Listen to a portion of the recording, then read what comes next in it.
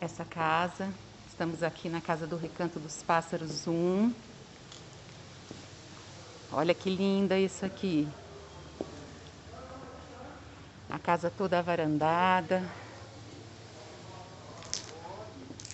Essa casa, ela tem 4 suítes. Uma casa boa, muito boa de caseiro.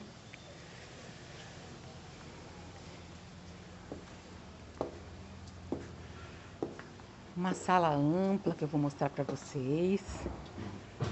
Um quintal também maravilhoso. Olha que delícia. Mesmo com um dia nublado, fica super linda.